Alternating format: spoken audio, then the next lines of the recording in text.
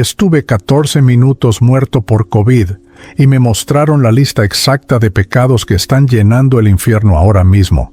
Lo que vi me obligaron a regresar para advertirte. Mi nombre es Rigoberto Maldonado Esquivel. Tengo 52 años. Soy contador público, padre de 3 hijos, esposo de Dulce María desde hace 26 años y miembro activo de la parroquia San Miguel Arcángel en Tegucigalpa, Honduras. Durante toda mi vida me consideré un hombre de fe, un buen cristiano, alguien que cumplía con sus obligaciones religiosas y trataba de llevar una vida decente. Iba a misa los domingos, ayudaba económicamente a la iglesia, participaba en algunas actividades parroquiales cuando mi trabajo me lo permitía. Era, como dicen por aquí, un católico de a pie. ¿Normal? Promedio. Ni santo ni pecador terrible, o eso creía yo. Agosto de 2020 llegó a Honduras como un tsunami invisible. El COVID-19 había devastado ya a medio mundo, pero nosotros, los centroamericanos, siempre pensamos que las tragedias grandes son cosa de otros países, de naciones más desarrolladas, como si la pobreza nos hiciera inmunes al sufrimiento moderno. ¡Qué equivocados estábamos! En cuestión de semanas, nuestro sistema de salud colapsó como un castillo de naipes bajo la lluvia tropical. Los hospitales se convirtieron en campos de batalla donde se libraba una guerra perdida contra un enemigo microscópico que no respetaba credos, clases sociales ni buenas intenciones. Yo trabajaba desde casa, tratando de mantener la cordura mientras llevaba las cuentas de varios negocios que se desmoronaban uno tras otro. La economía se derrumbaba, mis clientes cerraban sus empresas y yo pasaba 12, 14 horas frente a la computadora tratando de hacer magia con números que simplemente no cuadraban. El estrés me consumía, dormía poco, comía mal, y aunque Dulce María me rogaba que descansara, que me cuidara, yo sentía que tenía que seguir adelante. Teníamos 3 hijos que alimentar, una casa que mantener, responsabilidades que no podían esperar. Los primeros síntomas llegaron un jueves por la tarde. Recuerdo perfectamente ese momento porque estaba revisando los estados financieros de una ferretería en el centro de Tegucigalpa, cuando sentí como si alguien hubiera encendido una hoguera dentro de mi pecho. La fiebre me golpeó de repente, tan intensa que tuve que soltarme de la silla del escritorio. Dulce María me encontró temblando, empapado en sudor, murmurando incoherencias. Ella lo supo de inmediato. Llevábamos meses viendo las noticias, escuchando los testimonios, conociendo a vecinos y conocidos que caían uno tras otro. No hacía falta un diagnóstico médico para saber lo que me había alcanzado. Los siguientes 3 días fueron una pesadilla nebulosa de fiebre alta, dolores corporales que me hacían gemir como un niño, y una tos seca que me desgarraba los pulmones. Dulce María me cuidaba con un tapabocas y guantes, manteniendo a nuestros hijos alejados de la habitación, convirtiendo nuestro hogar en un pequeño hospital improvisado. Ella rezaba el rosario junto a mi cama cada noche, sus dedos deslizándose sobre las cuentas gastadas del rosario que había pertenecido a su abuela. Yo la escuchaba desde mi delirio, aferrándome a esas oraciones como a una cuerda en medio de un océano embravecido. Pero el sábado por la noche, mi respiración se volvió tan difícil que Dulce María entró en pánico. Cada inhalación era una batalla, como si tuviera ladrillos apilados sobre el pecho. Mis labios comenzaron a ponerse azules. Ella llamó a la ambulancia, pero le dijeron que había una lista de espera de más de 100 personas. En Honduras, durante esos días oscuros de agosto de 2020, tener COVID era casi una sentencia de muerte si no tenías los recursos para un hospital privado. Y nosotros, como la mayoría de las familias hondureñas, no los teníamos. Mi cuñado Esteban, que trabajaba como técnico en el Hospital Mario Catarino Rivas de San Pedro, Sula, hizo algunas llamadas desesperadas. Consiguió que me trasladaran allá, a casi 2 horas de camino desde Tegucigalpa. Fue un viaje que apenas recuerdo, fragmentos borrosos de la carretera oscura, las luces de los otros vehículos como estrellas fugaces, La voz de Dulce María, susurrándome al oído que resistiera, que no me dejara ir, que pensara en nuestros hijos. Llegamos al hospital Mario Catarino Rivas cerca de la medianoche. El lugar parecía el epicentro de una guerra. Ambulancias llegaban cada pocos minutos, camillas recorrían los pasillos atestados, familiares lloraban en las salas de espera abarrotadas. El olor a desinfectante químico mezclado con el aroma metálico del miedo impregnaba cada rincón. Enfermeras y médicos se movían como fantasmas exhaustos, con los ojos hundidos tras las gafas protectoras y las mascarillas N95 que les marcaban surcos profundos en la piel. Me asignaron una cama en un área improvisada del tercer piso, un espacio que antes había sido una sala de conferencias y que ahora albergaba a 18 pacientes de COVID en estado crítico. Las camas estaban tan juntas que podías escuchar la respiración agónica de tus vecinos, sus toses, sus gemidos, sus últimas palabras a familiares que llamaban por teléfono celular porque las visitas estaban prohibidas. Era un purgatorio terrenal donde la muerte rondaba con pasos silenciosos entre las máquinas de oxígeno y los monitores cardíacos. Los protocolos sanitarios eran inflexibles. Dulce María no pudo entrar conmigo. Nos despedimos en la entrada del hospital, separados por una puerta de vidrio y 2 metros de distancia obligatoria. Ella presionó su mano contra el cristal y yo traté de levantar la mía, pero apenas tenía fuerzas.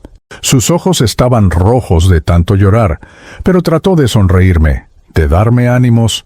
Antes de que las enfermeras me llevaran en la silla de ruedas, ella me pasó algo a través de un empleado de seguridad, una pequeña estampa del Cristo negro de esquípulas envuelta en un pañuelo de tela. «Ponla bajo tu almohada, me dijo con la voz quebrada. Él te va a cuidar. Vamos a rezar sin parar hasta que salgas de aquí». Me conectaron al oxígeno esa misma noche. La doctora Ramírez, una mujer joven de no más de 30 años con acento del norte de Honduras, me explicó mi situación con una franqueza brutal que aprecié en ese momento. Mis pulmones estaban comprometidos en un 80%. Mi saturación de oxígeno era crítica, y si no mejoraba en las próximas 48 horas, tendrían que intubarme y conectarme a un ventilador mecánico. En ese hospital, me dijo mirándome directamente a los ojos, solo 3 de cada 10 pacientes que llegaban al ventilador volvían a respirar por su cuenta.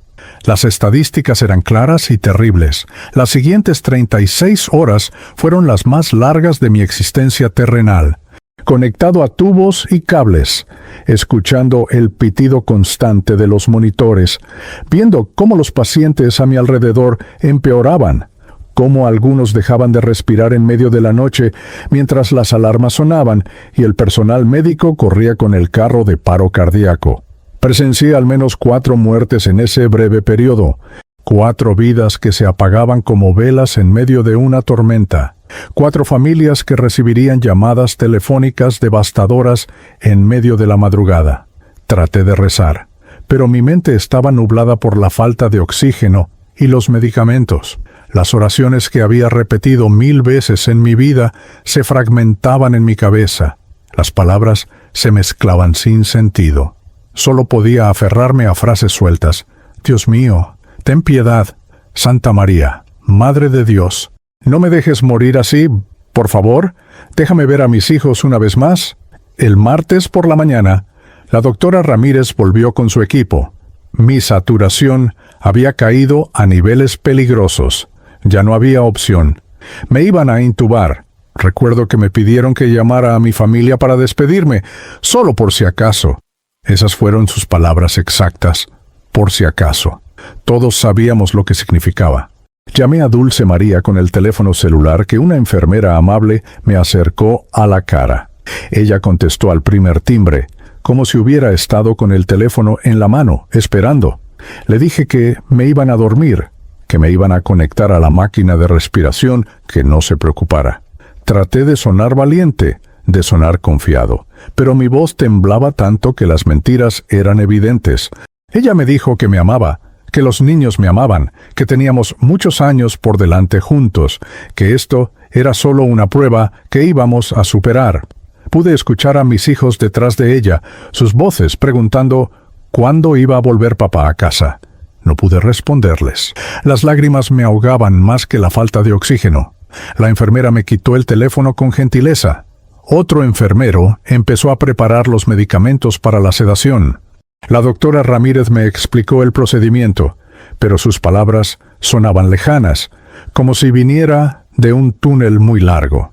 Recuerdo que toqué la estampa del Cristo de Esquípulas bajo mi almohada. Sentí la textura desgastada del papel y susurré una última oración. Señor, si es tu voluntad que me vaya, acepto. Pero si todavía tengo un propósito aquí, dame una señal. Me inyectaron el sedante. Sentí una oleada de frío recorriendo mis venas desde el brazo hacia el pecho. La habitación comenzó a difuminarse. Los sonidos se volvieron distantes y amortiguados. Vi el rostro de la doctora Ramírez inclinado sobre mí, sus labios moviéndose detrás de la mascarilla, pero ya no podía escuchar lo que decía.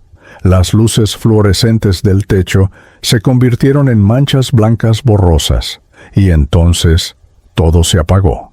Lo último que experimenté en mi cuerpo físico fue una sensación de asfixia absoluta, como si me hundiera en aguas profundas y oscuras sin poder alcanzar la superficie. Traté de luchar, de moverme, de gritar, pero ya no tenía control sobre nada. El pánico me invadió por unos segundos eternos, y después vino la paz más extraña que jamás había experimentado. La asfixia cesó de golpe. Esa sensación terrible de ahogamiento, de luchar por un milímetro de aire que no llegaba, simplemente desapareció como si alguien hubiera apagado un interruptor. Lo primero que sentí fue una ligereza desconcertante, como si durante toda mi vida hubiera cargado un peso invisible sobre los hombros y finalmente me lo hubieran quitado. Era una libertad física tan intensa que resultaba casi desorientadora. Ya no sentía el dolor en el pecho, ni la quemazón en los pulmones, ni la presión de los tubos y las agujas en mi cuerpo. Nada. Solo una sensación de flotar en un espacio que no era exactamente espacio. Abrí los ojos, o al menos tuve la sensación de abrirlos, aunque después comprendería que ya no tenía párpados físicos que abrir. Lo que vi me dejó completamente paralizado. Estaba suspendido en el aire, a unos 2 metros por encima de la cama del hospital. Podía ver mi propio cuerpo tendido allá abajo, conectado a una maraña de cables y tubos.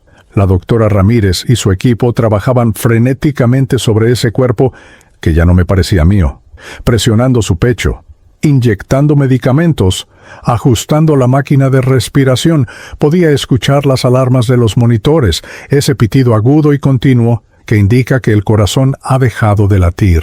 Pero el sonido llegaba amortiguado, como si lo escuchara bajo el agua. Me vi a mí mismo desde arriba con una claridad perturbadora. Mi piel tenía un tono grisáceo enfermizo, los labios azulados, los ojos cerrados hundidos en las cuencas. Parecía mucho más viejo de lo que recordaba verme en el espejo. Parecía muerto, porque estaba muerto. Esa revelación llegó a mi conciencia no como un shock, sino como un hecho simple e innegable. Rigoberto Maldonado Esquivel, contador público de Tegucigalpa, padre de familia, esposo, creyente católico, había dejado de existir en ese cuerpo de 52 años que ahora yacía inerte sobre una cama de hospital. Debería haber entrado en pánico, debería haber gritado, llorado, tratado de volver a ese cuerpo, pero una calma extraña me envolvía, una paz que no provenía de mí mismo, sino que parecía emanar del ambiente que me rodeaba. No sentía miedo, sentía curiosidad, confusión, pero no terror. Era como despertar de un sueño muy largo y descubrir que la realidad era completamente diferente a lo que habías imaginado. Intenté hablarle a la doctora Ramírez, decirle que estaba bien, que podía verla, que dejara de presionar tan fuerte sobre mi pecho, porque ya no servía de nada. Pero ningún sonido salió de mí. O mejor dicho, salió un sonido, pero ella no podía escucharlo. Era como si estuviéramos en frecuencias diferentes de la misma radio, tan cerca y al mismo tiempo infinitamente separados. Fue entonces cuando noté que ya no estaba solo en ese espacio elevado. A mi derecha había una presencia. No puedo describir exactamente cómo supe que había alguien allí, porque al principio no vi ninguna forma definida. Era más una sensación, como cuando sabes que alguien te está mirando aunque no lo veas directamente. Una presencia cálida, paciente, esperando a que yo notara su existencia. Giré mi atención hacia esa presencia y gradualmente comenzó a tomar forma ante mis ojos. Era un hombre, o al menos tenía la apariencia de un hombre, vestido con un hábito religioso oscuro que reconocí vagamente como jesuita. Su rostro era sereno, marcado por arrugas profundas alrededor de los ojos que sugerían una vida larga y llena de experiencias. Emanaba una luz suave que no provenía de ninguna fuente externa, sino de él mismo, como si su propia esencia fuera luminosa. Sus ojos eran de un color indefinible, entre gris y dorado, y cuando me miraron sentí que podía ver directamente dentro de mi alma. «Paz contigo, Rigoberto», dijo con una voz que sonaba simultáneamente antigua y joven, como un eco que reverbera a través de los siglos. No movió los labios físicamente, pero sus palabras resonaron con perfecta claridad en mi mente. «No temas. Estás exactamente donde necesitas estar en este momento». Traté de responder, de preguntarle quién era, dónde estaba, qué estaba pasando. Pero las preguntas salían todas atropelladas, sin forma coherente. Él sonrió con una paciencia infinita, como un maestro frente a un estudiante confundido. «Me conocían como hermano Esteban en mi vida terrenal», explicó. «Fui misionero jesuita en las tierras de Guatemala y Honduras durante el siglo XVIII. Trabajé entre los indígenas lencas, aprendí su lengua, compartí su pan y traté de llevarles la luz del Evangelio, aunque confieso que ellos me enseñaron tanto o más de lo que yo pude enseñarles. Morí de fiebres en una aldea remota cerca de Gracias, Lempira, hace casi 300 años. Desde entonces, sirvo como guía para almas que transitan de un plano a otro. Mientras hablaba, pude ver destellos de su vida pasada como si fueran fotografías rápidas proyectadas en mi mente.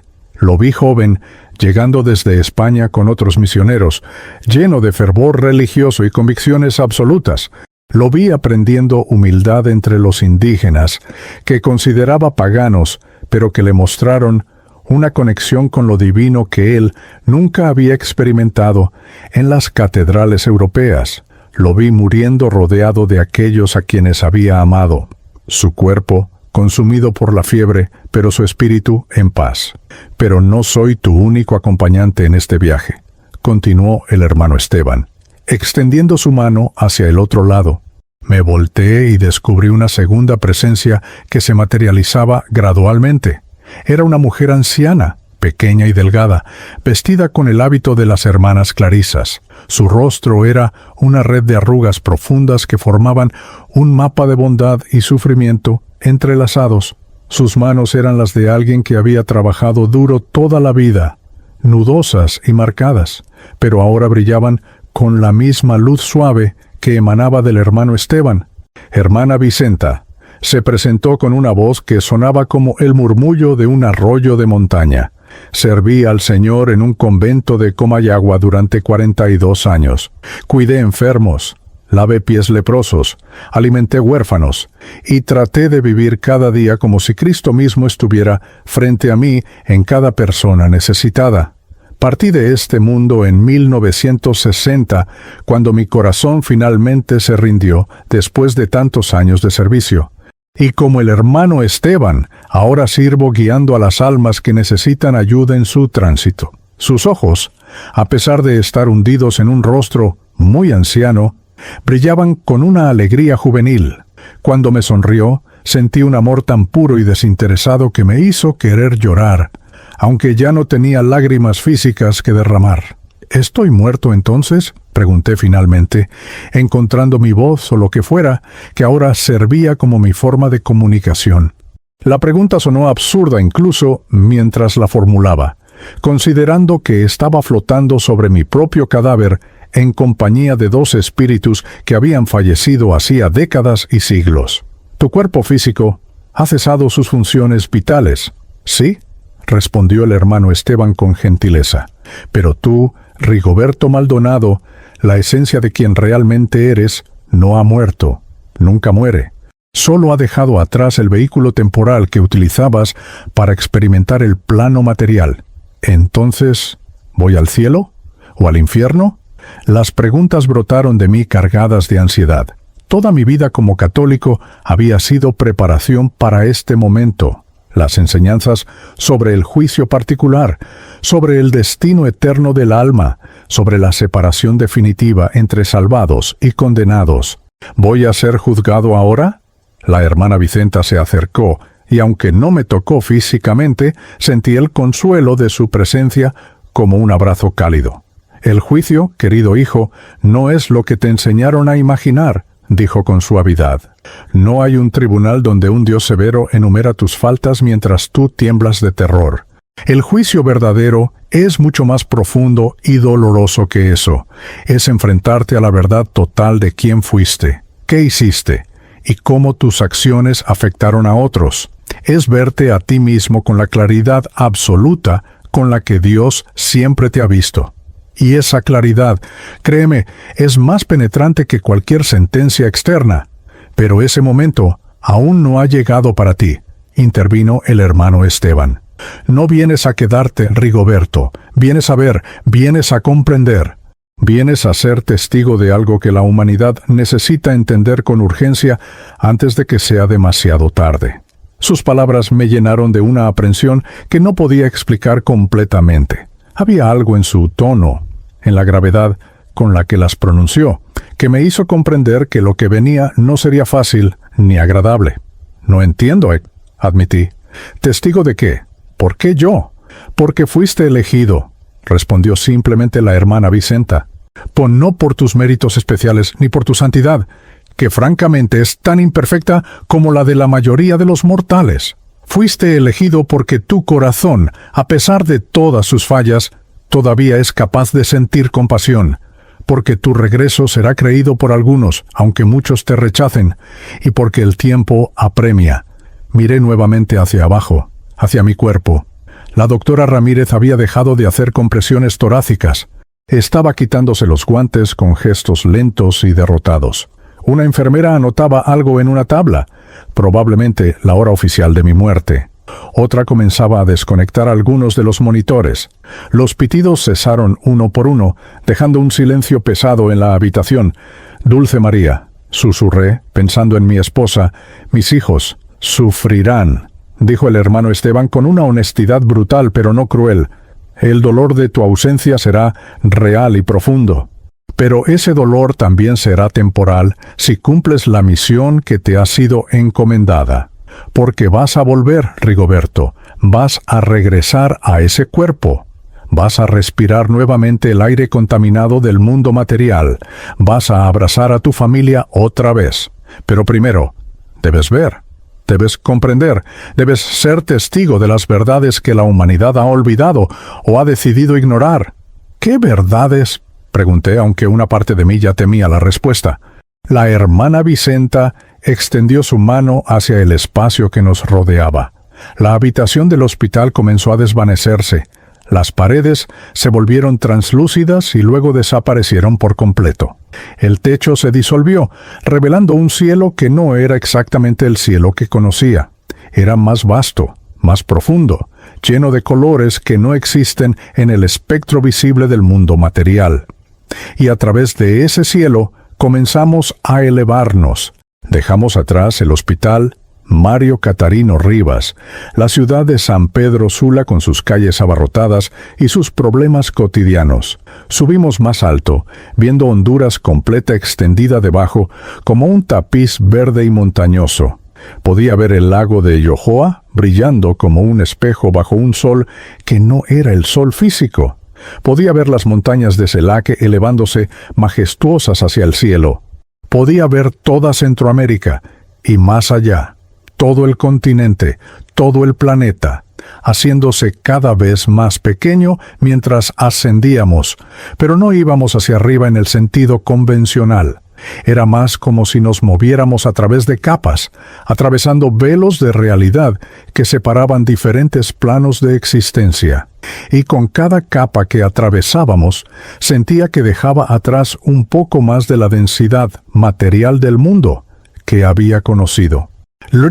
Las verdades sobre el bien y el mal, sobre el cielo y el infierno, sobre la salvación y la condenación, respondió finalmente el hermano Esteban a mi pregunta anterior, pero no como conceptos abstractos que se predican desde los púlpitos.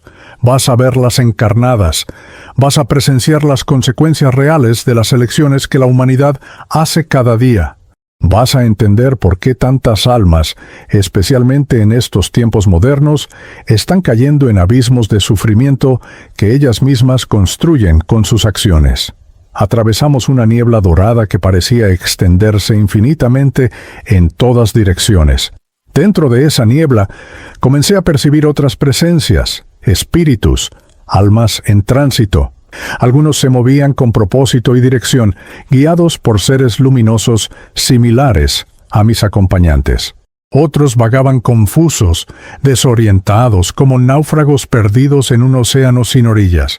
Vi a un hombre joven, no podía tener más de 30 años, sentado en posición fetal en medio de esa niebla, meciéndose adelante y atrás mientras repetía una y otra vez: «No estoy muerto, esto no es real, voy a despertar, voy a despertar». Un guía espiritual trataba pacientemente de comunicarse con él, pero el joven se negaba a escuchar, atrapado en su propia negación. Vi a una mujer anciana que miraba hacia atrás constantemente, tratando de ver algo que ya no estaba allí, llorando por alguien que había dejado atrás. Un guía la tomaba gentilmente del brazo, tratando de persuadirla para que siguiera adelante, pero ella se resistía, aferrándose a recuerdos que brillaban como hologramas fragmentados a su alrededor. Vi a un adolescente que corría frenéticamente en círculos, gritando nombres que nadie respondía, buscando a su madre, a sus hermanos, aterrorizado por la soledad de ese espacio entre mundos. «¿Qué les pasó?», pregunté, sintiendo una compasión profunda por esos espíritus perdidos. «COVID, la mayoría de ellos», respondió la hermana Vicenta con tristeza. «Murieron tan rápido, tan solos en habitaciones de hospital aisladas, sin despedidas, sin preparación espiritual adecuada, que no comprenden lo que les sucedió. Algunos ni siquiera aceptan que han muerto, otros están tan apegados a sus seres queridos que no pueden soltar. Eventualmente, todos encontrarán su camino, algunos con ayuda, otros después de mucho sufrimiento innecesario. El libre albedrío continúa incluso después de la muerte del cuerpo. ¿Sabes? Podemos ofrecer guía, pero no podemos forzar a nadie a aceptarla. Seguimos moviéndonos a través de esa niebla dorada que ahora comprendía era una especie de zona intermedia, un espacio de transición entre el mundo material y lo que viniera después. La niebla comenzó a aclararse gradualmente, y ante nosotros apareció lo que solo puedo describir como un paisaje que era y no era Honduras al mismo tiempo. Reconocía las montañas, la forma particular de las crestas y los valles, la vegetación tropical abundante, pero todo brillaba con una cualidad etérea, como si fuera Honduras vista a través de un filtro de luz celestial. Los colores eran más vibrantes, más reales de alguna manera que los colores del mundo material. El verde de la vegetación no era solo verde, contenía matices y profundidades que mi mente material nunca había sido capaz de percibir. «Este es un reflejo del plano espiritual que corresponde a tu tierra natal», explicó el hermano Esteban. «Cada región del mundo material tiene su contraparte en los planos superiores y también, lamentablemente, en los planos inferiores. Estamos ahora en una zona neutral, un espacio de preparación. ¿Preparación para qué exactamente?», pregunté, aunque la aprensión en mi voz era evidente. Los dos guías intercambiaron una mirada significativa. Fue la hermana Vicenta quien finalmente respondió, y sus palabras cayeron sobre mí como piedras pesadas. «Preparación para descender, Rigoberto, vas a conocer las regiones del dolor, vas a presenciar los lugares donde las almas se aprisionan a sí mismas por las elecciones que hicieron en vida.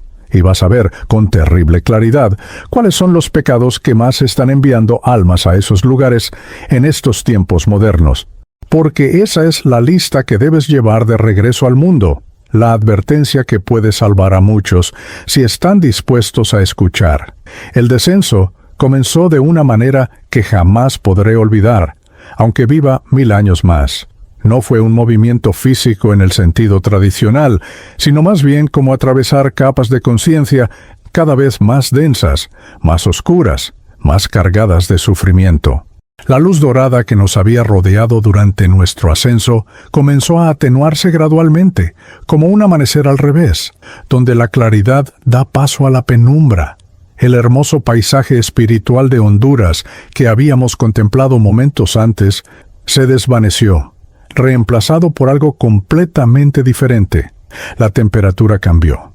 Aunque técnicamente yo ya no tenía un cuerpo físico que pudiera sentir frío o calor, experimentaba sensaciones que eran análogas a estas. Una opresión creciente me rodeaba, como si el aire mismo se volviera más pesado, más difícil de respirar, aunque ya no necesitaba respirar. Era una sensación puramente espiritual, pero no menos real que cualquier experiencia física que hubiera tenido en vida. Lo que estás a punto de presenciar te perturbará profundamente, advirtió el hermano Esteban mientras descendíamos. Su voz había perdido parte de la calidez que tenía antes, volviéndose más grave, más solemne. No estamos yendo al infierno en el sentido del castigo eterno final. Esas regiones existen, pero no es allí donde te llevaremos hoy. Lo que verás son las zonas de purificación, los espacios donde las almas permanecen atrapadas en sus propios patrones de pecado hasta que finalmente comprendan y se arrepientan genuinamente. Algunos permanecen aquí días, otros años, algunos siglos.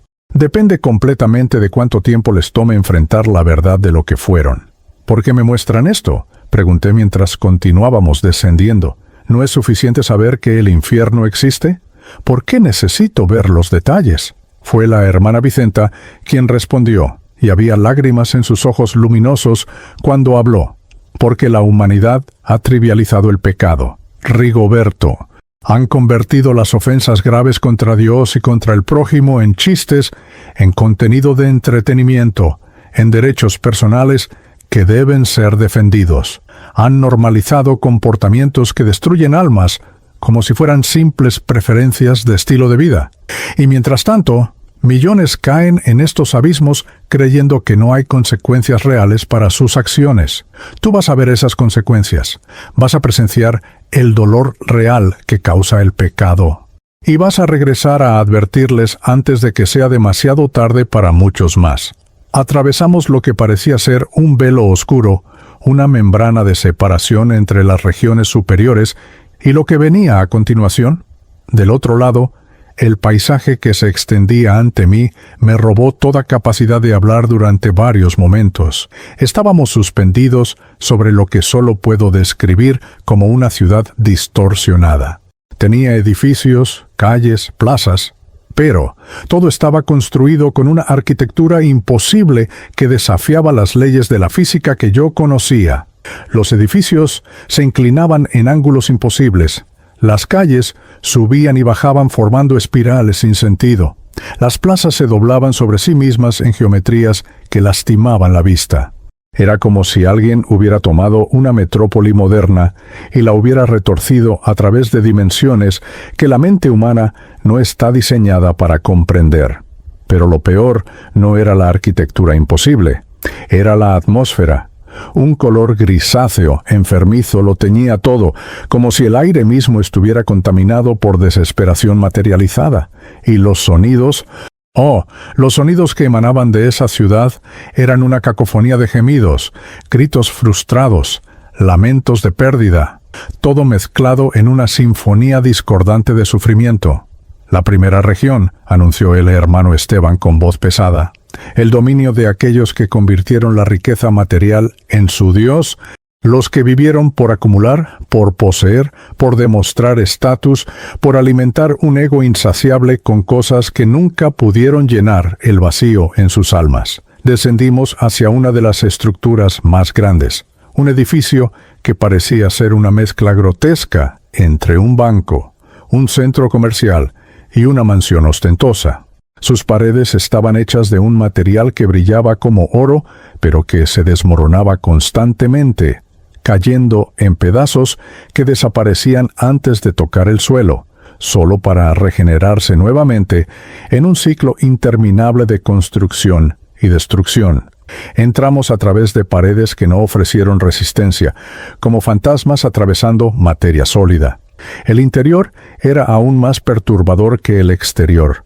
Había cientos, quizás miles de espíritus moviéndose frenéticamente a través de pasillos infinitos.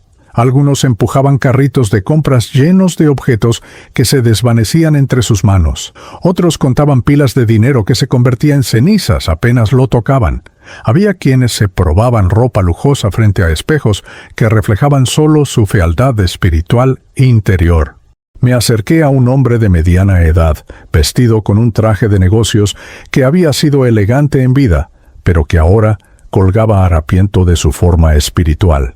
Estaba sentado en un escritorio enorme contando billetes obsesivamente, ordenándolos en pilas, verificando las cantidades una y otra vez. Pero cada vez que completaba una pila, los billetes en el fondo se disolvían, forzándolo a comenzar de nuevo. Y así había estado. Comprendí con horror durante años. ¿Cuánto tiempo lleva haciendo eso?, le pregunté a la hermana Vicenta, señalando al hombre. 12 años desde su muerte física, respondió ella con tristeza. Fue un empresario exitoso en Ciudad de Panamá. Construyó un imperio de bienes raíces, acumuló millones de dólares, vivió en la mansión más grande de su vecindario. Pero cada dólar que ganó vino manchado de injusticia. Pagaba salarios miserables a sus trabajadores mientras él nadaba en lujo. Desalojó a familias pobres para construir condominios de lujo, sobornó funcionarios públicos para conseguir contratos, y cuando llegó aquí, trajo consigo todo ese apego enfermizo al dinero. Ahora, cuenta billetes que no puede retener, trata de acumular riqueza que se evapora entre sus dedos, condenado a repetir el patrón que dominó su vida, hasta que finalmente comprenda la futilidad de todo ello. Pero él no está solo en su sufrimiento, señaló el hermano Esteban, guiándome hacia otra sección del edificio. Allí encontramos lo que parecía ser una sala de exhibición de automóviles de lujo. Había espíritus admirando vehículos relucientes, acariciando sus superficies brillantes, subiéndose a ellos con expresiones de éxtasis momentáneo. Pero apenas se sentaban al volante, el auto comenzaba a oxidarse, a desintegrarse, cayéndose a pedazos hasta que solo quedaban ruinas herrumbradas. Y entonces, como por arte de magia cruel, el auto se restauraba nuevamente, perfecto y reluciente, tentando al espíritu a repetir el ciclo una vez más. Este era un influencer, explicó la hermana Vicenta, señalando a un joven que no podía tener más de 25 años cuando murió. Tenía millones de seguidores en las redes sociales, presumía su riqueza constantemente, mostraba sus autos lujosos, sus relojes caros, sus viajes extravagantes. Miles de jóvenes lo admiraban, querían ser como él, medían su propio valor por cuánto se parecían a su estilo de vida ostentoso. Murió en un accidente automovilístico, conduciendo borracho uno de esos autos que tanto amaba. Y ahora está aquí, atrapado en un ciclo de posesión y pérdida, hasta que comprenda que construyó su identidad completa sobre cosas que nunca tuvieron valor real. Vi a una mujer en otra sección, rodeada de joyas brillantes que colgaban de ganchos invisibles en el aire. Las tomaba ávidamente, se las ponía, se admiraba en espejos que multiplicaban su imagen al infinito, pero las joyas quemaban su piel espiritual, dejando marcas oscuras que ella ignoraba obsesivamente mientras buscaba más, siempre más. Ella fue esposa de un narcotraficante en Medellín, susurró el hermano Esteban. Sabía perfectamente de dónde venía el dinero que compraba esas joyas. Sabía que cada diamante representaba vidas destruidas por la droga, familias desintegradas, jóvenes muertos en guerras de pandillas. Pero mientras ella pudiera cubrirse de oro y brillantes, mientras pudiera ser la envidia de sus amigas, mientras pudiera fotografiarse para las revistas de farándula, nada más importaba. Aquí paga el precio de esa vanidad egoísta. El hermano Esteban me guió hacia otra estructura, esta vez un edificio que parecía ser una mezcla entre un hotel de lujo y algo más oscuro, más sórdido. Desde afuera podía escuchar gemidos que no eran de dolor físico, sino de algo más profundo, más degradante. La segunda región anunció con voz aún más grave el dominio de aquellos que pervirtieron el don sagrado de la sexualidad, convirtiéndola en instrumento de egoísmo, de explotación, de placer vacío sin amor ni responsabilidad. No quería entrar. Algo en mi espíritu se rebelaba contra la idea de presenciar lo que sabía que encontraríamos allí. Pero la hermana Vicenta puso su mano sobre mi hombro con firmeza gentil. Debes ver, Rigoberto. Este es uno de los pecados que más almas están arrastrando al abismo en tu época. La lujuria ha sido normalizada, comercializada, celebrada como liberación, cuando en realidad es esclavitud. Necesitas comprender la profundidad de su destructividad. Atravesamos las paredes y lo que vi adentro me llenó de una tristeza tan profunda que sentí como si mi espíritu pudiera romperse bajo su peso. Había habitaciones interminables, cada una conteniendo espíritus atrapados en ciclos de lujuria insaciable. Pero aquí no había placer, solo una necesidad desesperada que nunca se satisfacía, un hambre que crecía más intensa cada vez que intentaban alimentarla. Vi a hombres y mujeres consumiendo pornografía que se materializaba frente a ellos en pantallas fantasmales, sus ojos vidriosos, sus espíritus encogidos, atrofiados por años de adicción que habían comenzado con solo curiosidad, cuando estaban vivos. Ahora estaban condenados a revivir esa adicción sin fin, buscando una satisfacción que nunca llegaba, cada imagen hundiéndolos más profundo en su propia miseria. En otra habitación encontré a parejas enredadas en actos sexuales mecánicos, sin amor, sin conexión real, solo cuerpos buscando sensaciones que ya no podían sentir porque carecían de cuerpos físicos. Eran espíritus repitiendo patrones de infidelidad, de encuentros casuales, de sexo vaciado de todo significado, atrapados en la búsqueda de algo que había perdido su capacidad de satisfacerlos hace mucho tiempo. Esta era una actriz de películas para adultos, dijo la hermana Vicenta, señalando a una mujer joven cuya belleza física había sido extraordinaria en vida, pero cuyo espíritu estaba marchito, consumido. Comenzó a los 18 años, convencida de que estaba empoderándose, tomando control de su sexualidad, ganando dinero fácil. A los 25 estaba adicta a las drogas para poder soportar las grabaciones. A los 30 se suicidó, incapaz de formar relaciones reales con nadie, viéndose a sí misma solo como un objeto de uso. Y ahora está aquí, atrapada en la objetificación que ella misma eligió, reviviendo una y otra vez el vaciamiento de su propia dignidad. Vi a un hombre que reconocí con horror. Había sido un sacerdote católico prominente en San Salvador. Lo había visto en televisión dando homilías, aconsejando a fieles, presentándose como modelo de virtud. Pero aquí estaba, rodeado por las sombras espectrales de los niños que había abusado, sus víctimas manifestadas como acusadores eternos de su hipocresía monstruosa. Los que abusan de inocentes tienen las regiones más profundas y terribles reservadas para ellos, dijo el hermano Esteban con una severidad que nunca le había escuchado antes. Este apenas está en las antesalas de su castigo. Lo que le espera cuando finalmente sea trasladado a las regiones inferiores está más allá de tu capacidad actual de soportar presenciarlo. Salimos de ese edificio y yo sentía como si mi espíritu necesitara lavarse, purificarse de lo que había presenciado, pero no había terminado.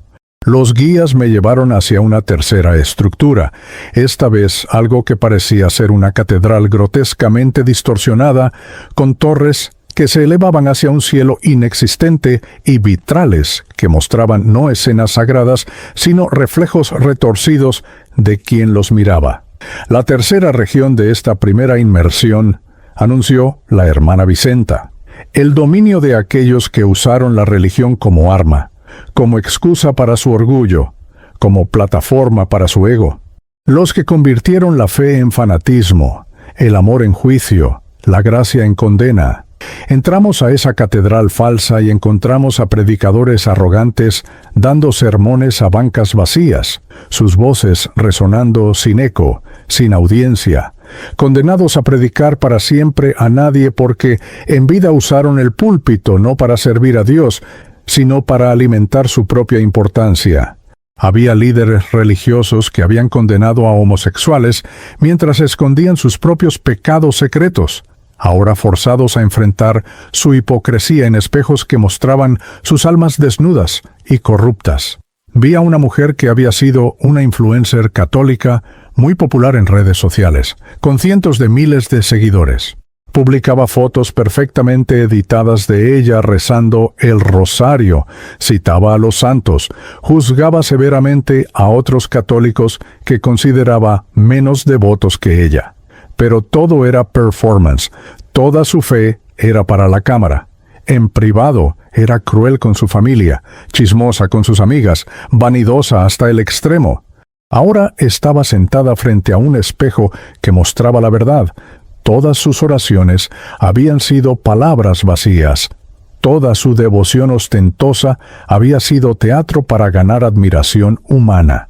Y el espejo reflejaba esa verdad una y otra vez, sin permitirle escapar de su propia falsedad. Este era un pastor evangélico que construyó una mega iglesia, señaló el hermano Esteban a un hombre vestido con un traje caro que predicaba frenéticamente desde un púlpito dorado. Recaudó millones en diezmos y ofrendas. Les decía a sus fieles que Dios quería que ellos fueran ricos, que la pobreza era señal de falta de fe. Mientras tanto, él vivía en una mansión, conducía autos de lujo, mandaba a sus hijos a escuelas privadas caras. Les vendió a los pobres la teología de la prosperidad mientras él prosperaba con el dinero de ellos. Aquí predica su evangelio falso a una audiencia que nunca llega, sus palabras cayendo al vacío, enfrentando la vaciedad de todo lo que enseñó. Había más, muchos más. Católicos que habían usado su religiosidad como excusa para juzgar y condenar a otros mientras ignoraban sus propios pecados. Evangélicos que habían creado divisiones y odios en nombre de la pureza doctrinal. Líderes espirituales que habían manipulado a sus seguidores para obtener poder, dinero, veneración. Todos atrapados en catedrales vacías de su propia construcción, predicando a nadie, rezando oraciones que no llegaban a ningún cielo porque nunca habían salido realmente de sus corazones. ¿Cuántos hay aquí?, pregunté, abrumado por la cantidad de espíritus sufrientes que había visto en apenas estas 3 regiones. Millones, respondió simplemente la hermana Vicenta, y llegan más cada día, especialmente en tu época moderna, cuando el pecado ha sido rebautizado como derecho, cuando la virtud es ridiculizada como represión, cuando la moralidad objetiva ha sido reemplazada por verdades personales convenientes. La cosecha de almas perdidas es más abundante ahora que en cualquier otro momento de la historia humana reciente. Pero estas son solo las primeras regiones, añadió el hermano Esteban con gravedad. Lo que has visto es terrible, sí. Pero hay niveles más profundos de sufrimiento, pecados más graves que conducen a abismos más oscuros. Y hay algo más que debes comprender, Rigoberto, algo crucial que debes llevar de regreso a tu mundo. Me giré hacia él, esperando, temiendo lo que vendría a continuación. Todos estos espíritus que has visto, todos estos que sufren en estas regiones de purificación, ninguno de ellos creía que terminaría aquí. Cada uno pensaba que su pecado era menor, justificable, normal, aceptable. El empresario codicioso creía que solo estaba siendo exitoso. El influencer lujurioso pensaba que estaba expresando su libertad sexual. La católica orgullosa se consideraba una defensora de la fe verdadera. Todos se engañaron a sí mismos, normalizaron sus pecados, encontraron excusas y racionalizaciones, y ahora pagan el precio de ese autoengaño. Sus palabras cayeron sobre mí con el peso de una sentencia. Por eso debes regresar, continuó. Por eso debes advertirles, porque millones más caminan hacia estos abismos en este mismo momento, convencidos de que sus acciones no tienen consecuencias eternas, convencidos de que Dios es demasiado amoroso para castigar realmente a alguien, convencidos de que el infierno es solo una metáfora medieval para asustar a las masas.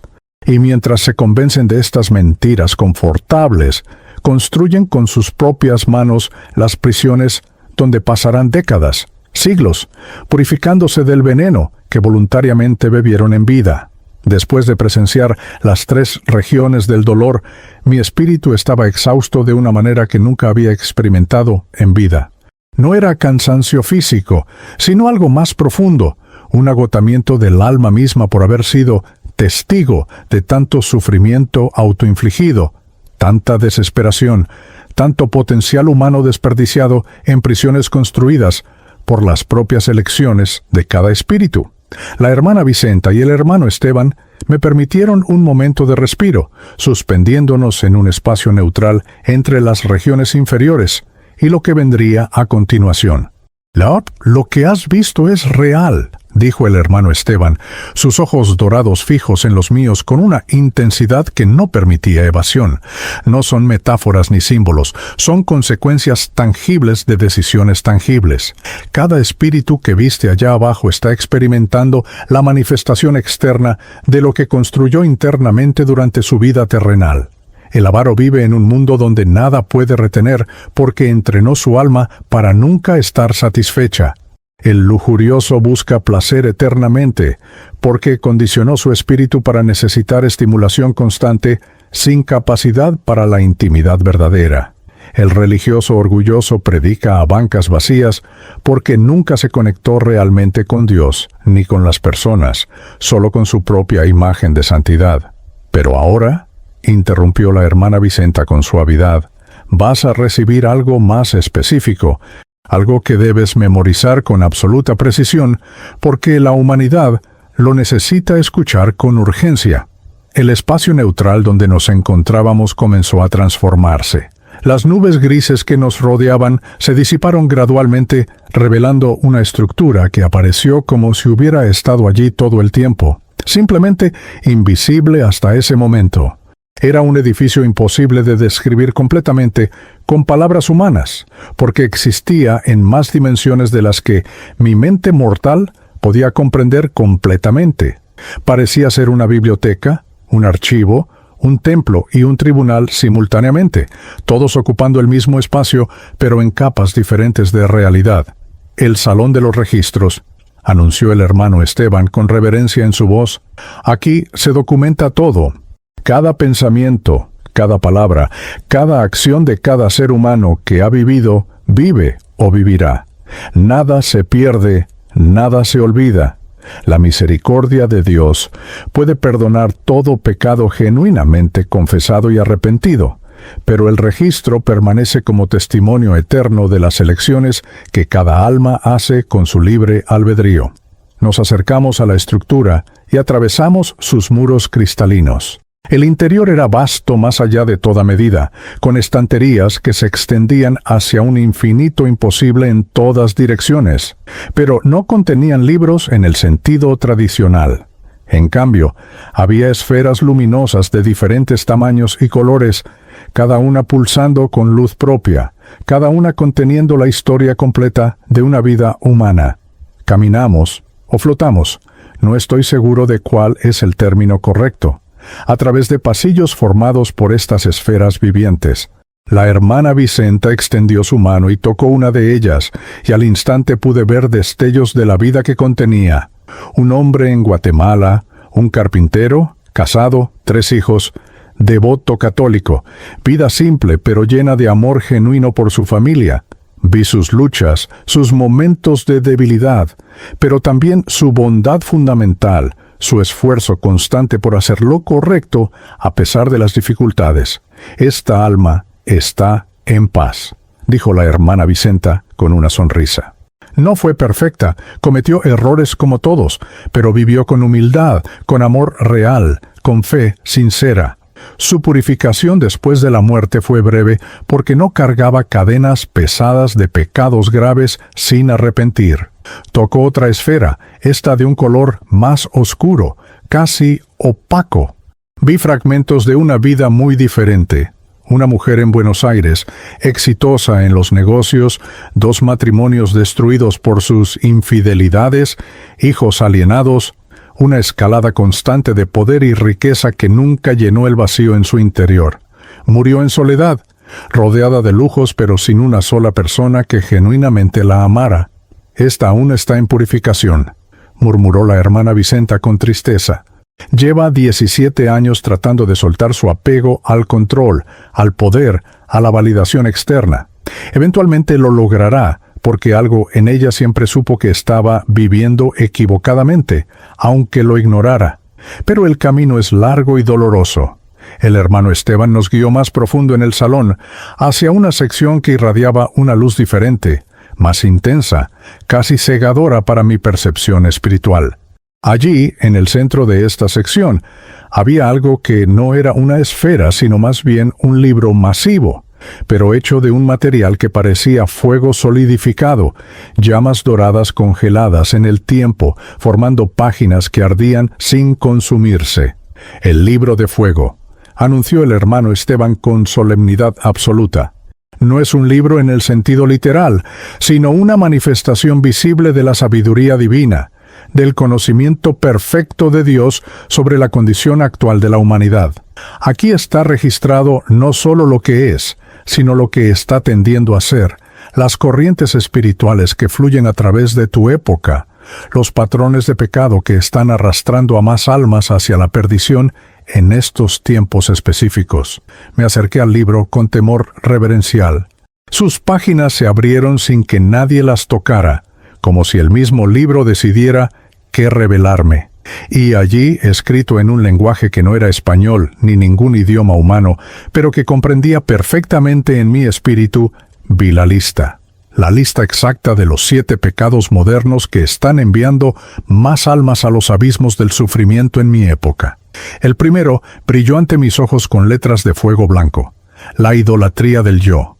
Imágenes comenzaron a fluir desde las palabras, mostrándome su significado completo. Vi millones de personas en todo el mundo, especialmente jóvenes, obsesionados con su propia imagen, tomando cientos de fotografías de sí mismos, editándolas para perfección artificial, publicándolas en redes sociales y luego viviendo en ansiedad esperando validación en forma de me gusta y comentarios. Vi cómo la autoestima de generaciones enteras se había vinculado a métricas digitales, cómo el sentido de valor personal dependía de seguidores y vistas, cómo el yo se había convertido en el centro absoluto del universo personal de cada individuo. Han convertido el narcisismo en virtud, explicó la hermana Vicenta. Le llaman amor propio, autoexpresión, autenticidad. Pero lo que realmente es adoración del yo, elevada a categoría de religión. Cada selfie es una oración a sí mismos. Cada publicación en redes sociales es un sacrificio en el altar de su propio ego.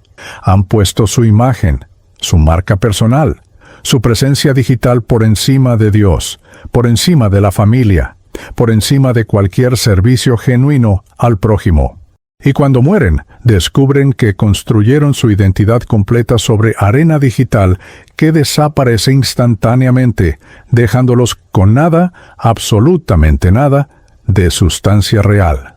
El segundo pecado apareció con letras de fuego carmesí: el aborto presentado como derecho. Las imágenes que acompañaban estas palabras me destrozaron. Vi clínicas en ciudades de toda América Latina, mujeres entrando con vientres embarazados y saliendo vacías, pero no solo físicamente vacías, sino espiritualmente marcadas, con una herida que muchas no reconocerían hasta después de la muerte. Vi los espíritus de bebés no nacidos, completos y conscientes en el plano espiritual, aunque sus cuerpos físicos hubieran sido terminados antes de desarrollarse completamente. Vi el dolor de estos espíritus, no por rencor hacia sus madres, sino por la pérdida de la oportunidad de vida que se les negó. Este es el pecado que más ciega a la humanidad moderna, dijo el hermano Esteban con voz grave. Han tomado el asesinato de inocentes y lo han rebautizado como salud reproductiva, como derecho de la mujer, como elección personal. Han construido filosofías enteras para justificarlo, argumentando que el no nacido no es realmente humano hasta cierto punto de desarrollo, convenciéndose de que terminar una vida inconveniente es moralmente neutro. Pero en el plano espiritual, la verdad es innegable. Cada aborto es una vida humana terminada, un alma que tenía derecho divino a su oportunidad terrenal. Y las consecuencias espirituales para quienes lo cometen, lo facilitan o lo promueven son devastadoras. No hablo de condena sin posibilidad de perdón. Dios es infinitamente misericordioso con quien se arrepiente genuinamente, pero el daño espiritual es real y profundo. El tercer pecado ardió con letras de fuego gris, la indiferencia ante el sufrimiento ajeno. Vi escenas que reconocí de mi propia vida y de la vida cotidiana de millones. Personas caminando por calles donde niños mendigos extendían sus manos, sin siquiera mirarlos, absortos en sus teléfonos celulares. Familias cenando en restaurantes caros, mientras a metros de distancia otros rebuscaban en basureros. Individuos escrollando infinitamente a través de contenido digital, mientras ignoraban completamente las necesidades reales de personas reales a su alrededor. Han desarrollado una capacidad asombrosa para desconectarse del sufrimiento de otros, explicó la hermana Vicenta. Ven noticias de tragedias y las consumen como entretenimiento antes de pasar al siguiente video gracioso de gatos. Saben que hay hambrientos, enfermos, refugiados, perseguidos, pero han aprendido a compartimentalizar ese conocimiento de manera que no les exija ninguna acción real. Dan me gusta a publicaciones sobre causas sociales, pero no dan ni un peso a quien lo necesita frente a ellos. Han normalizado la indiferencia cruel, disfrazándola de autocuidado, de establecer límites saludables, de no poder salvar a todos. Pero Cristo fue claro: lo que hicieron o dejaron de hacer al más pequeño de sus hermanos, a él se lo hicieron o dejaron de hacer. No hay escape de esa verdad. El cuarto pecado apareció con letras de fuego parduzco: la corrupción normalizada. Vi funcionarios públicos en cada nivel de gobierno en toda América Latina aceptando sobornos como si fuera parte natural de sus salarios. Vi empresarios inflando facturas, evadiendo impuestos, mintiendo en declaraciones como práctica estándar de negocios. Vi ciudadanos comunes ofreciendo mordidas a policías para evitar multas, pagando por certificados falsos, mintiendo en currículums, y todos justificándolo con la misma frase: todos lo hacen. La corrupción ha penetrado tan profundamente en la cultura que ya no la reconocen como pecado, dijo el hermano Esteban. Es solo cómo funcionan las cosas, cómo se hacen los negocios, cómo se sobrevive en el sistema. Pero cada acto corrupto, sin importar cuán pequeño parezca, es un acto de injusticia que daña al prójimo y ofende a Dios. El policía que acepta la mordida roba justicia. El político corrupto roba recursos que podrían alimentar hambrientos. El empresario tramposo construye su riqueza sobre el trabajo explotado de otros, y todos cargarán el peso completo de estas injusticias cuando enfrenten la verdad después de la muerte. El quinto pecado brilló con letras de fuego negro: la blasfemia casual. Vi millones de bocas pronunciando el nombre de Dios en vano cientos de veces al día, sin pensarlo, sin intención, pero también sin ningún respeto. Oh Dios mío, convertido en muletilla vacía, por Dios usado para expresar frustración trivial, el nombre sagrado de Cristo usado como expresión de sorpresa o enojo, memes y videos virales que se burlaban de lo sagrado como entretenimiento. Han vaciado el lenguaje sagrado de todo su poder y significado, explicó la hermana Vicenta con tristeza. Usan el nombre de Dios para todo, excepto para dirigirse a Dios. Han trivializado lo divino hasta convertirlo en expresión común sin contenido espiritual, y no entienden que cada vez que pronuncian el nombre sagrado sin reverencia, están entrenando sus espíritus para no reconocer la presencia real de Dios. Están construyendo un hábito de irreverencia que eventualmente los dejará incapaces de experimentar lo sagrado genuinamente. El sexto pecado apareció con letras de fuego rojo oscuro: la destrucción de la familia. Vi matrimonios desechados por inconveniencias menores, divorcios tratados como transacciones simples cuando se volvían incómodos, padres abandonando hijos por nuevas parejas más emocionantes, madres priorizando carreras sobre criar sus propios hijos, hijos adultos abandonando padres ancianos en instituciones y olvidándose de ellos, la unidad fundamental de la sociedad humana siendo desmantelada pieza por pieza en nombre de la felicidad personal y la realización individual. Dios diseñó la familia como el fundamento de la civilización humana, dijo el hermano Esteban con firmeza. No es una construcción social arbitraria que se puede redefinir según preferencias personales.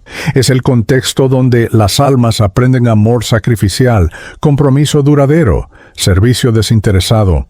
Cuando destruyen las familias en busca de gratificación personal, no solo dañan a cónyuges e hijos en el presente, sino que erosionan la capacidad de generaciones futuras para formar vínculos estables y amar genuinamente. Las consecuencias se propagan como ondas a través del tiempo, multiplicando el sufrimiento exponencialmente. El séptimo y último pecado brilló con letras de fuego casi transparente, apenas visible: la tibieza espiritual. Este me impactó más profundamente que los otros porque me vi a mí mismo reflejado en él. Vi millones que se identificaban como cristianos, católicos, creyentes, pero que vivían exactamente como si Dios no existiera. Iban a misa los domingos, pero pasaban el resto de la semana sin una sola oración genuina. Decían creer en el cielo y el infierno, pero tomaban decisiones como si no hubiera consecuencias eternas. Afirmaban que Jesús era su Salvador, pero nunca habían sacrificado nada significativo por seguirlo. Este es el pecado que Cristo mismo dijo que provoca náusea divina, explicó la hermana Vicenta, y había lágrimas en sus ojos. Preferiría que fueran fríos o calientes, completamente comprometidos o completamente alejados. Pero los tibios, los que juegan a la religión sin comprometerse realmente, los que quieren la seguridad de la fe sin el costo del discipulado, estos son los que más le duelen al corazón de Dios, porque tienen acceso a la verdad pero eligen la mediocridad espiritual, conocen el camino pero no lo caminan, escuchan la palabra pero no la viven. Y cuando mueren, descubren que su cristianismo nominal no construyó ningún fundamento real para la eternidad. El libro de fuego se cerró con un sonido que reverberó a través de todo mi ser espiritual. Las 7 categorías ardían en mi memoria con claridad que sabía nunca se desvanecería. No eran abstracciones teológicas, sino realidades observables, patrones específicos de pecado que estaban arrastrando almas por millones hacia abismos de sufrimiento. Estas 7 categorías no son los únicos pecados que existen, aclaró el hermano Esteban. Existen todos los pecados de siempre: el asesinato, el robo, el adulterio, la mentira. Pero estos 7 son los que más se han normalizado, los que más se han disfrazado como virtudes o derechos, los que más están siendo cometidos por multitudes que se consideran buenas personas. Son los pecados de tu época específica, los que están llenando las regiones inferiores más rápidamente que nunca antes en la historia humana reciente. ¿Y cuál es la solución?, pregunté, sintiéndome abrumado por la enormidad del problema. Si millones están cayendo en estos patrones, ¿cómo se puede detener esta marea? La hermana Vicenta tomó mis manos entre las suyas y sentí una calidez que contrarrestaba el frío de todo lo que había presenciado. El arrepentimiento genuino todavía tiene poder absoluto, dijo con firmeza.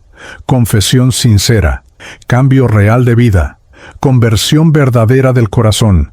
La misericordia de Dios es infinita para quien la busca genuinamente, pero deben reconocer primero que están en pecado. Deben ver sus acciones normalizadas como lo que realmente son, ofensas contra Dios y contra el prójimo.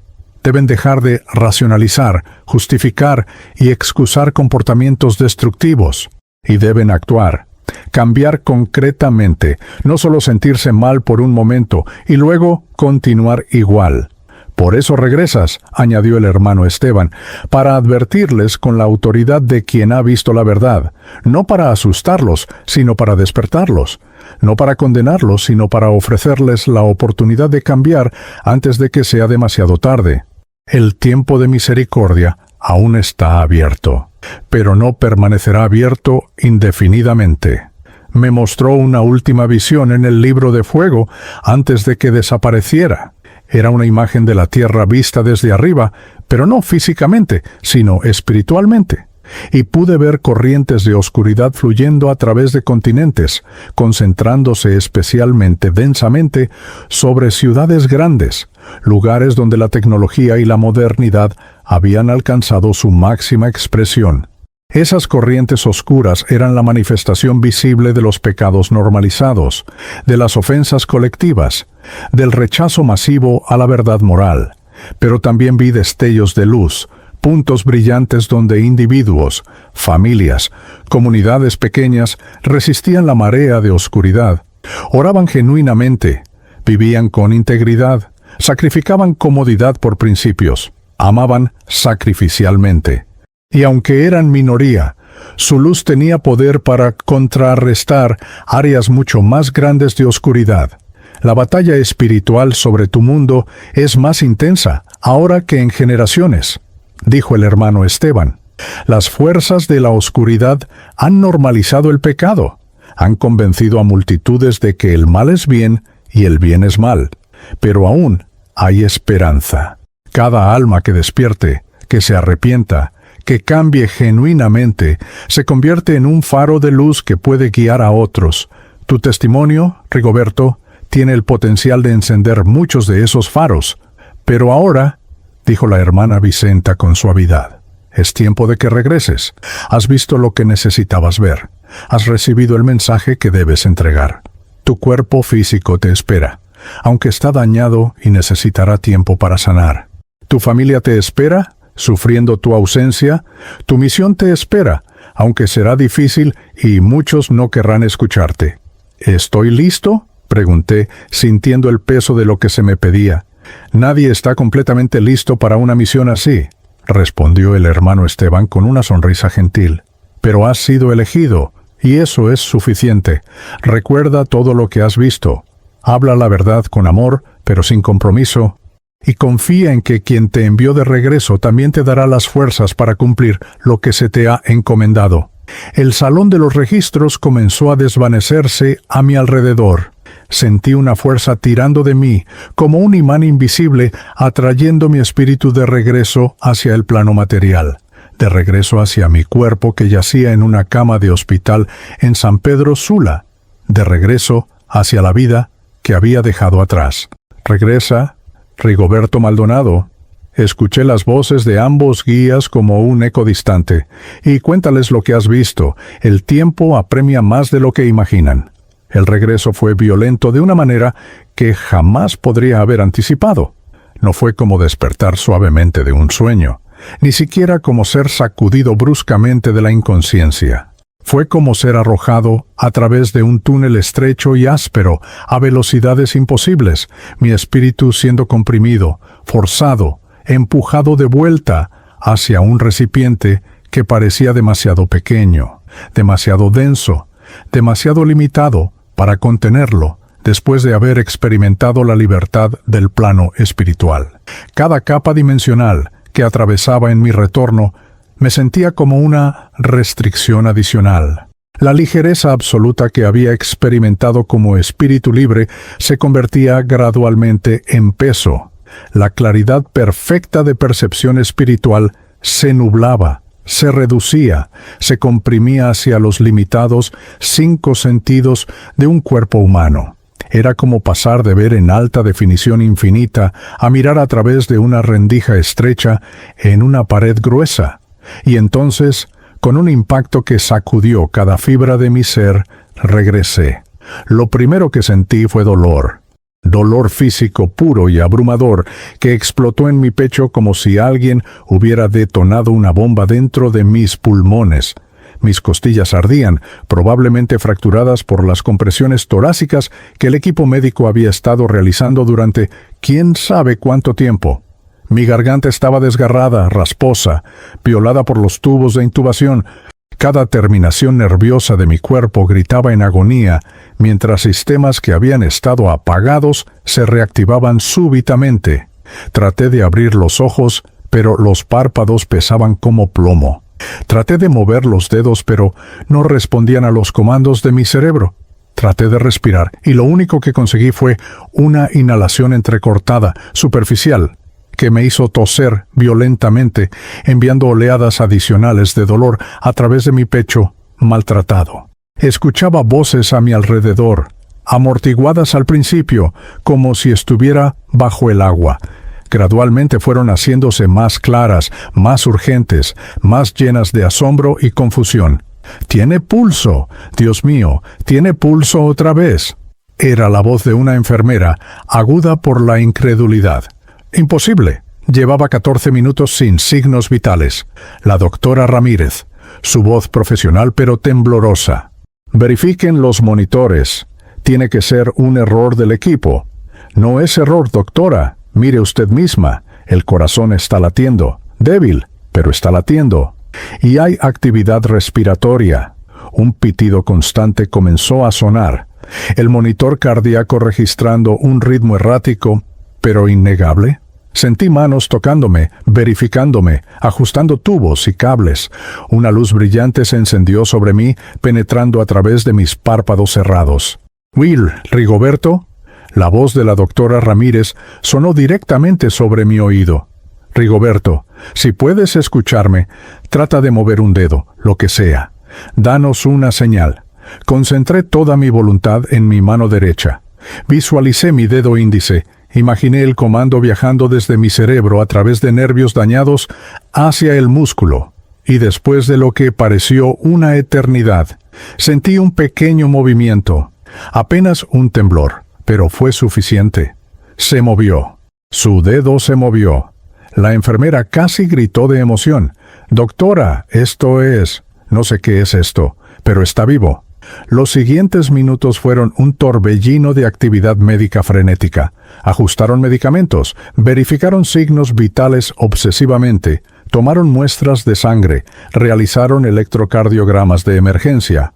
Escuchaba sus conversaciones fragmentadas, llenas de terminología médica que no comprendía completamente, pero el tono era inconfundible. Estaban presenciando algo que desafiaba su entrenamiento científico. 14 minutos. Seguía repitiendo la doctora Ramírez, como si tratara de convencerse a sí misma. Estuvo 14 minutos sin pulso, sin respiración, sin actividad cerebral detectable. A estas alturas debería estar cerebralmente muerto, vegetativo en el mejor de los casos. No deberíamos estar viendo función neurológica, y sin embargo, gradualmente, muy gradualmente, fui recuperando más control sobre mi cuerpo. Pude abrir los ojos, aunque la luz fluorescente del hospital me cegó temporalmente. Pude mover la cabeza ligeramente, lo suficiente para ver el reloj en la pared. Eran las 3:47 de la madrugada. No tenía idea de cuánto tiempo había pasado desde que me sedaron para la intubación. La doctora Ramírez se inclinó sobre mí, su rostro visible ahora sobre la mascarilla N95. Sus ojos estaban enrojecidos, cansados, pero llenos de una emoción que no podía ocultar completamente. «Rigoberto», dijo lentamente, articulando con cuidado. «Estás en el hospital Mario Catarino Rivas. Has estado muy enfermo con COVID. ¿Me entiendes? Parpadea una vez si me entiendes». Parpadeé deliberadamente. Quise hablar, quise contarles todo lo que había visto. pero el tubo de respiración en mi garganta hacía imposible cualquier vocalización. La frustración debe haber sido evidente en mi expresión porque la doctora Ramírez inmediatamente me tranquilizó. No trates de hablar todavía. El tubo de intubación tiene que quedarse por ahora.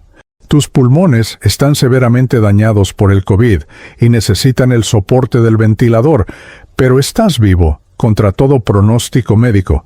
Estás vivo. Vamos a contactar a tu familia inmediatamente. Las siguientes horas pasaron en un estado de semiconsciencia. Entraban y salían enfermeras. Tomaban mis signos vitales cada pocos minutos. Murmuraban entre ellas con asombro apenas contenido. Escuché a la doctora Ramírez haciendo una llamada telefónica a alguien, probablemente a un supervisor, explicando la situación con un tono que mezclaba profesionalismo con perplejidad genuina. «No tengo explicación médica para esto», la escuché decir. «Según todos los protocolos, debería haber sido declarado muerto hace más de una hora. Pero aquí está, no solo con signos vitales, sino aparentemente consciente y respondiendo a estímulos. No sé qué es. ¿Extraordinario no le hace justicia? Cuando finalmente permitieron que Dulce María entrara a verme, protegida con equipo completo de protección personal, casi no pude soportar ver su rostro a través de la careta plástica. Había envejecido años en las pocas horas desde nuestra despedida. Sus ojos estaban hinchados de tanto llorar, su piel pálida y demacrada por la angustia. Pero cuando me vio consciente, cuando vio mis ojos abiertos mirándola, se derrumbó completamente. Se acercó a mi cama, manteniendo la distancia de seguridad que le habían ordenado, y simplemente lloró. Lágrimas silenciosas corrían por sus mejillas mientras sus labios se movían en oraciones de agradecimiento que no podía escuchar a través del equipo de protección. Levantó su mano hacia el vidrio de su careta como si quisiera tocarme, pero no pudiera. «Te perdí», susurró finalmente cuando pudo hablar.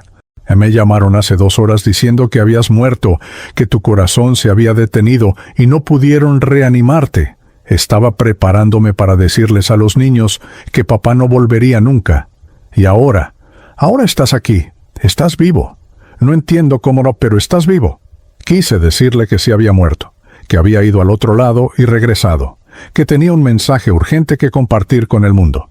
Pero todo lo que pude hacer fue mirarla con toda la intensidad que pude reunir, tratando de comunicar con mis ojos lo que mis labios no podían articular. Los días siguientes fueron una batalla lenta y dolorosa de recuperación física. El daño que el COVID había causado a mis pulmones era extenso. La neumonía bilateral había destruido una cantidad significativa de tejido pulmonar. Los médicos me explicaron, una vez que pudieron retirar el tubo de intubación 4 días después de mi resurrección, que mi capacidad respiratoria estaba permanentemente reducida. Necesitaría meses, quizás años de rehabilitación. Algunos efectos podrían ser permanentes, pero mi mente estaba perfectamente clara, demasiado clara. De hecho, las visiones de lo que había presenciado en el plano espiritual no se desvanecían como los sueños normales. No se volvían borrosas ni confusas con el paso del tiempo. Al contrario, permanecían vívidamente grabadas en mi memoria con una claridad que era casi dolorosa. Podía cerrar los ojos y ver nuevamente las regiones del dolor, escuchar los lamentos de las almas atrapadas, sentir el peso de la lista de 7 pecados que ardía en el libro de fuego. Cuando finalmente pude hablar, mi primera conversación completa fue con la doctora Ramírez. Ella había estado observándome cuidadosamente durante mi recuperación, no solo médicamente, sino con una curiosidad más profunda. Una tarde, cuando vino a revisar mis signos vitales, se sentó en la silla junto a mi cama con una expresión inusualmente seria. «Rigoberto», comenzó cuidadosamente, «he sido médica durante 8 años. He trabajado en emergencias. He visto trauma. He visto enfermedades raras. Pero nunca en mi carrera había visto a alguien regresar después de estar clínicamente muerto durante 14 minutos, sin ningún daño cerebral aparente. De hecho, no solo no tienes daño cerebral, tus funciones cognitivas parecen estar perfectamente normales. Es médicamente inexplicable. Hizo una pausa, como si estuviera debatiendo internamente si continuar. Finalmente preguntó, ¿recuerdas algo? ¿De cuándo estuviste, cuando tu corazón se detuvo? Esta era la pregunta que había estado esperando y temiendo al mismo tiempo. Miré a esta mujer joven, esta profesional de la salud entrenada en ciencia y evidencia empírica, y supe que lo que estaba a punto de decirle desafiaría todo su marco de referencia. Pero también supe que no podía permanecer en silencio. Esta era precisamente la razón por la que había sido enviado de regreso. Recuerdo todo, dije con voz todavía rasposa por el daño del tubo de intubación. No fue un sueño, ni una alucinación inducida por falta de oxígeno. Dejé mi cuerpo. Vi esta habitación desde arriba, vi cómo usted y su equipo trataban de revivirme. Y después fui a otro lugar. Vi cosas que necesito compartir, doctora. Cosas urgentes que la gente necesita escuchar. Ella me miró con una mezcla de escepticismo profesional y curiosidad genuina. ¿Qué tipo de cosas? Y así comencé a contar mi historia. Le hablé del hermano Esteban y la hermana Vicenta. Le describí el tránsito a través de las dimensiones espirituales. Le conté sobre las regiones del dolor donde presencié las consecuencias del pecado normalizado. Y finalmente, con el peso completo de lo que había visto presionando sobre mi pecho casi tanto como la neumonía, le recité la lista de los 7 pecados modernos que están enviando más almas al abismo que nunca antes.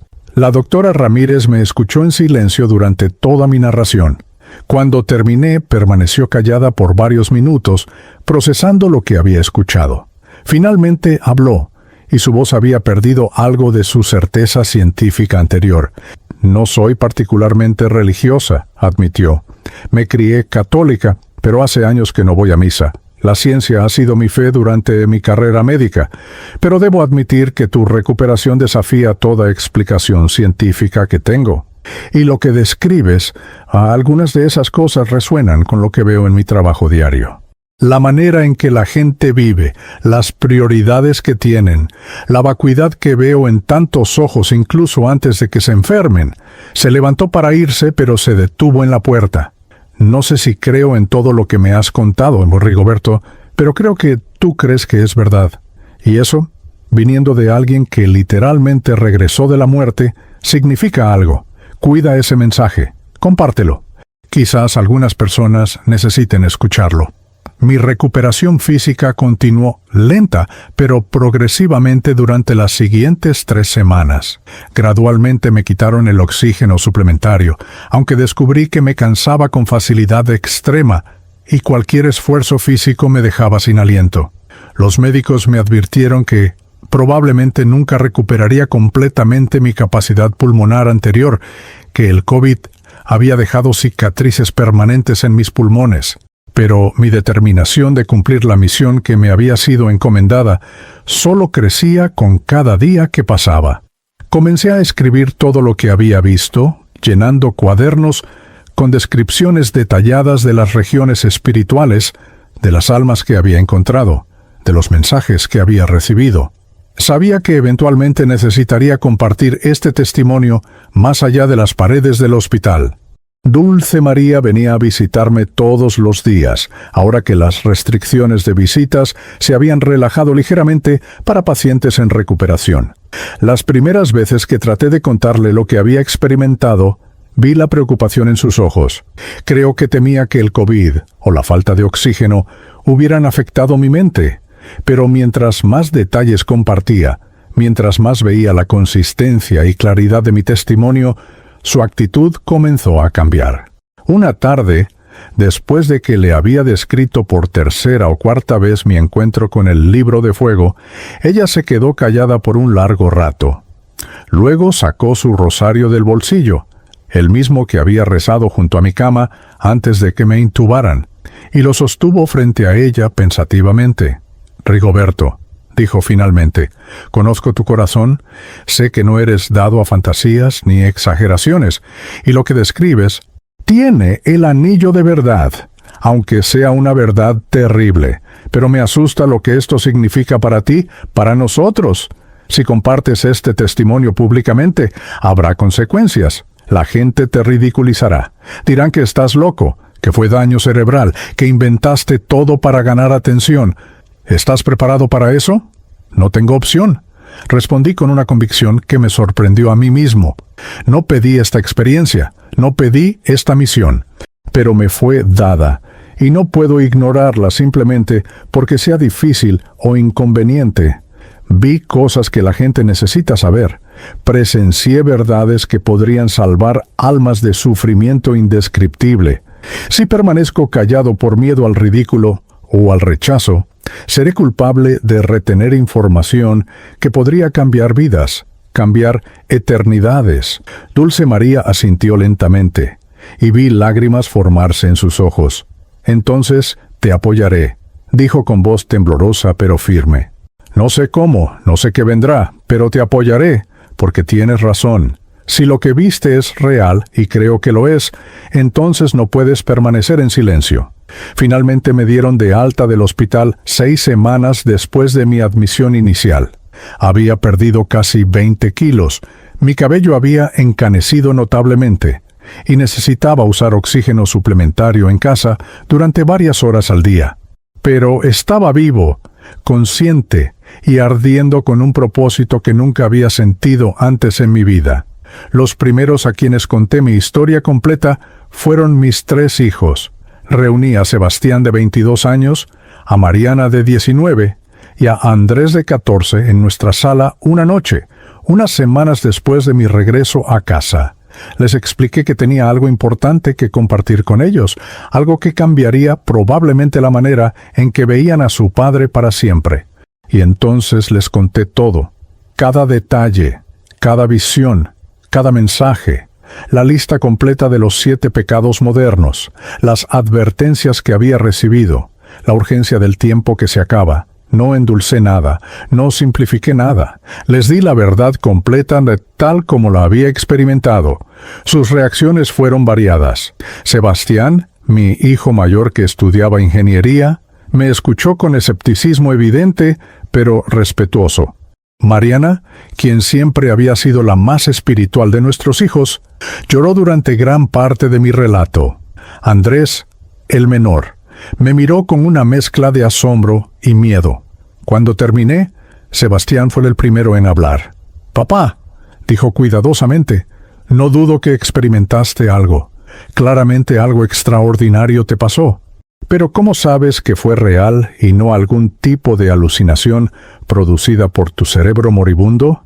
Era la pregunta que había anticipado, la que sabía que muchos harían. Respiré profundamente, tan profundo como mis pulmones dañados me permitían, y respondí: «No puedo probártelo científicamente, Sebastián. No tengo fotografías del plano espiritual ni grabaciones de mis conversaciones con los guías. Todo lo que tengo es mi testimonio, mi experiencia directa y la transformación absoluta que causó en mi comprensión de la realidad. Pero te diré esto: la claridad de lo que vi supera la claridad de cualquier experiencia que haya tenido en mi vida física. No tenía la calidad nebulosa de los sueños ni la distorsión de las alucinaciones. Era más real que esta conversación que estamos teniendo ahora. Y llevo semanas tratando de racionalizarlo, de encontrar explicaciones alternativas, y no puedo. Sé lo que vi. Sé lo que se me mostró, y sé que tengo la responsabilidad de compartirlo, cueste lo que cueste». Mariana se acercó y tomó mi mano. «Yo te creo, papá», dijo simplemente, «y creo que Dios te dio esta experiencia por una razón. ¿Qué vas a hacer ahora?». Esa era la pregunta del millón. ¿Qué haría ahora? Había regresado con un mensaje, pero sin un plan claro de cómo difundirlo. No era predicador, no tenía plataforma pública, no era escritor famoso, ni personalidad de medios. Era solo un contador de Tegucigalpa que había muerto y regresado con una historia imposible. «Voy a empezar compartiendo mi testimonio donde pueda», respondí, «en nuestra parroquia primero, con quien quiera escuchar. Y confiaré en que si este mensaje viene realmente de Dios, Él abrirá las puertas para que llegue a quien necesita escucharlo». Y así comenzó esta fase de mi vida, la fase de ser Rigoberto Maldonado el testigo, el mensajero, el que regresó con advertencias urgentes sobre pecados normalizados y consecuencias eternas. Es un camino que no elegí, pero que acepto completamente. Sé que muchos no me creerán. Sé que seré ridiculizado, cuestionado, quizás incluso considerado mentalmente inestable, pero también sé que algunos escucharán. Algunos reconocerán la verdad en mi testimonio. Algunos cambiarán sus vidas antes de que sea demasiado tarde. Y si salvo aunque sea una sola alma de los abismos que presencié, si mi advertencia despierta aunque sea a una persona de la tibieza espiritual que la arrastra hacia la perdición, entonces cada momento de dolor, cada instante de ridículo, cada sacrificio que tenga que hacer habrá valido completamente la pena. No cuento esto para asustar, sino para salvar. Aún hay tiempo, pero está corriendo más rápido de lo que la mayoría imagina. Cada día que pasa sin cambiar, sin arrepentirse genuinamente, sin transformar patrones de pecado normalizado, es un día perdido en la preparación para la eternidad. Esta es mi historia. Este es mi testimonio. Esta es la advertencia que me enviaron a entregar. El resto depende de ustedes.